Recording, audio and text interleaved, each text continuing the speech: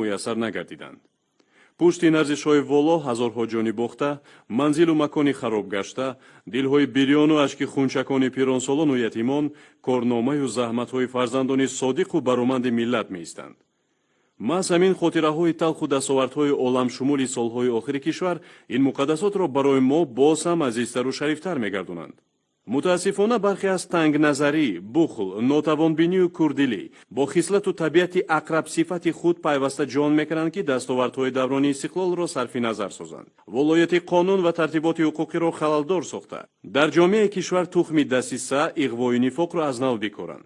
чунин кирдору ҷиноятҳои зидди миллӣ вақтҳои охир дар шаҳри хорухи вилояти мухтори кӯҳистони Бадахшон ба ҳукми анаъна даромада истоданд ва таҳрикдиҳандаи онҳо ҳамеша саркардаҳои гурӯҳҳои муташаккили ҷиноятӣ мебошанд.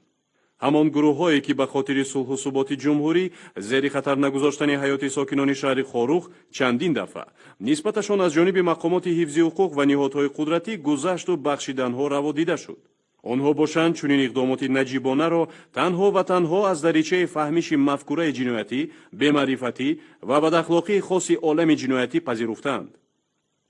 яке аз ин саркардаҳои гурӯҳҳои муташаккили ҷиноятии шаҳри хорух, Мамадбоқиров Мамадбоқир Карамалишоевич, соли тавлидаш 1963, зода ва истиқоматкунандаи шаҳри хорух, маҳаллаи Бархорух, кӯчаи Иҷубов, хонаи 59 мебошад. номбурда табиатан шахси иғвоангез ва моҷароҷӯ буда, гурӯҳи муташаккили ҷиноятии худро аз ҳисоби ҷавонони раҳгум зада, аз тарбияи падару модар, мактабу ҷомеа дурмонда созмон додааст ва мунтазам даст ба аъмоли ҷиноятӣ мезанад. Мамадбоқиров Мамадбоқир ислоҳшуданӣ нест ва замоне ки дар гирдаш чанд шӯрапушту авбоши мусаллаҳ қарор дошта бошанду чанд кӯдаку занеро барои дар пешаш сипар кардан пешакӣ тайёр намуда бошад, худро дар нохунак ҳокими даврон тасаввур мекунад. чунончи 29 январи соли 2022 тахминан соати 18:20 Мамадбоқиров Мамадбоқир дар ҳолати мастӣ ва дар заминаи маҳалгароӣ ба бинои раёсати маорифи вилояти мухтори кӯҳистони Бадахшон воқеъ дар маҳаллаи Бархорух ки маҳаллаи зисти худаш мебошад, тариқи зӯроварӣ ва лату кӯби позбони муассиса ворид гашта, сардори раёсати маорифи вилоят Наврӯзов Лутфуллоро бо таҳдиди истифодаи силоҳ зери лату кӯб гирифт. муқаддасоти оилавии ӯро зери даштному тавҳин қарор дод. ҳайсияти мансубият, ҷои таваллудашро таҳқир намуда, бо зӯрӣ ӯро аз бинои раёсат ва маҳаллаи Бархорух берун кард.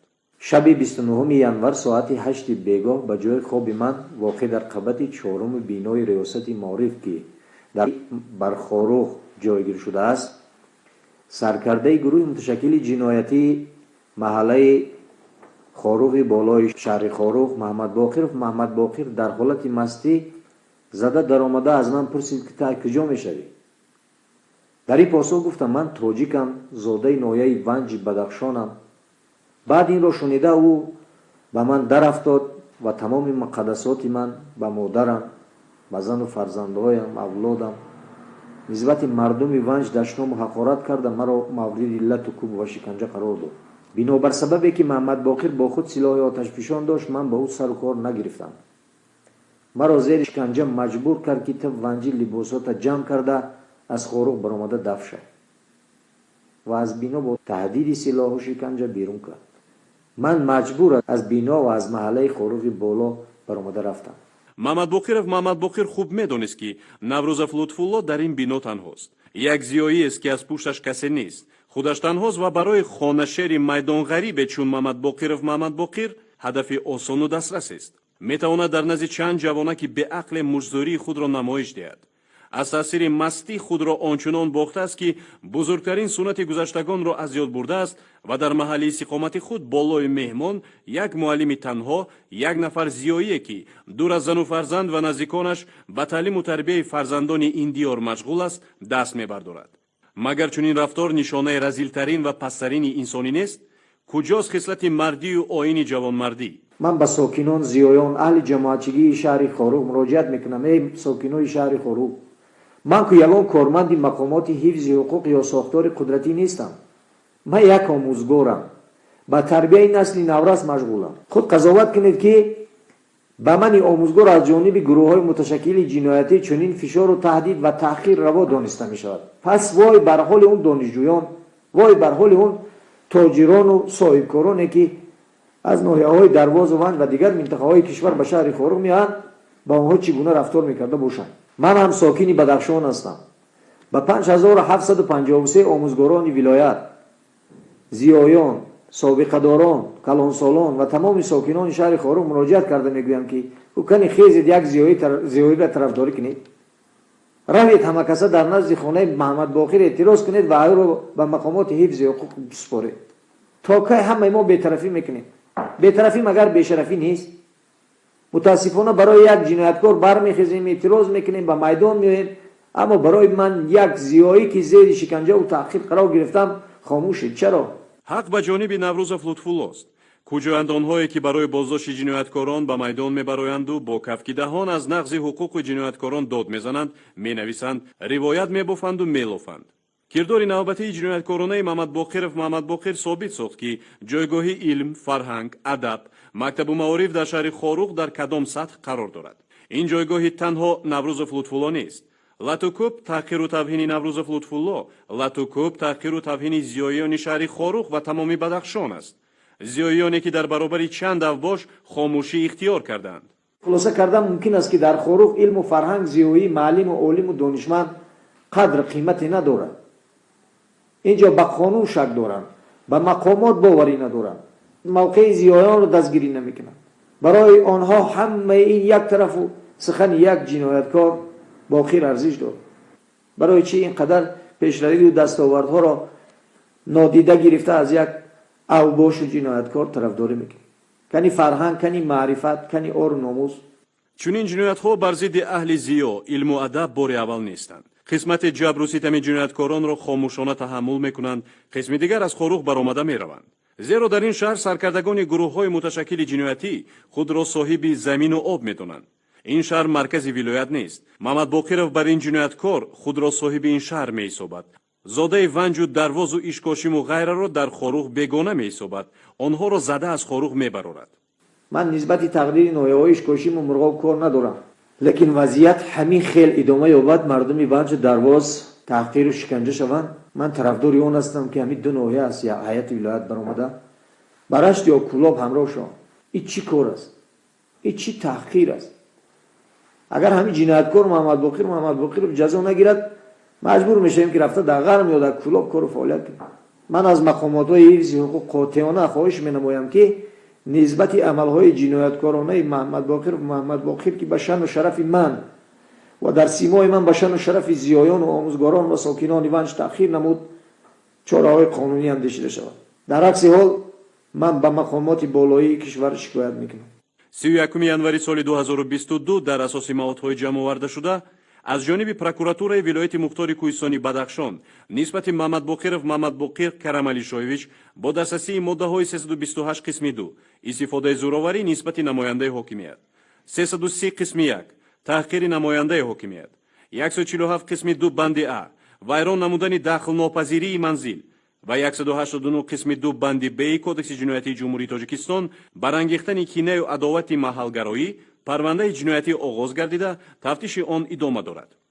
аз тарафи мақомоти тафтишот ба Маҳмад Боқир барои гузаронидани ҳаракатҳои тафтишотӣ расман даъватнома фиристода шуд, аммо номбурда аз ҳозиршавӣ саркашӣ намуда ба тафтишот ҳозир нагардид. санаи 3 январи соли 2022 ба прокуратураи вилояти мухтори Кӯҳистони Бадахшон аризаи сардори раёсати маорифи вилоят Наврӯзов Лутфулло Гулоевич вобаста ба латукӯб ва мавриди таҳқир қарор гирифтанаш аз тарафи саркардаи гурӯҳи муташаккили ҷиноятии шаҳри Хоруқ Маҳмад Боқир Карамалишоевич ворид гардид.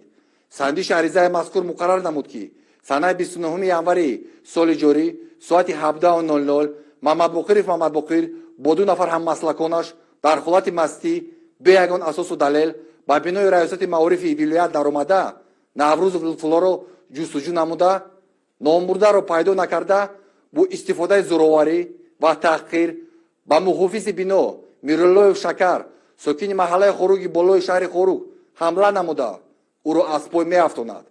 сипас Маҳмад Боқир Мироллоев Шакарро даштномаи қабеҳ намуда аз бино баромада меравад. ҳодисаи мазкур бо сабти камераҳои мушоҳидавӣ исбот мегардад. Маҳмад Боқир ба ин амали нангини худ қаноат накарда, соати 18:17 худи ҳамон рӯз маротибаи дуюм дар ҳолати матхушӣ бо мақсади лату куби сардори раёсати маориф Наврузов Лутфулло ба ошонаи чоруми бинои раёсат баромада номбурдаро аз утоқи хубаш берун бароварда мавриди лату куби шадид ва таҳқир қарор дод. пас аз ин Мамадбоқир ба таври зурӣ хилофи иродаи Наврузов Лутфулло вориди утоқи хубаш шуда дар дохили он ӯро боз шиканҷа дода бо таҳдиди куштан бо истифода аз силоҳи оташфишон маҷбур месозад ки шаҳри Хорогро тарк намояд.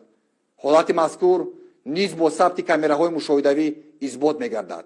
аз натиҷаи сандиши аризаи Наврузов Лутфулло ва далелҳои раднашаванда 31 январи соли 2022 нисбати Мамадбоқир Карамалишоевич бо моддаҳои 328 қисми 2 истифодаи зӯроварӣ нисбати намояндаи ҳокимият, 330 қисми 1 таҳқири намояндаи ҳокимият, 147 қисми 2 вайрон намудани дахлнопазирии манзил бо истифодаи зӯроварӣ ва 189 қисми 2 кодекси ҷиноятӣ барангехтани кинояи адовати маҳалгароӣ парвандаи ҷиноятӣ оғоз карда шуда тафтиши пешакии он идома дорад.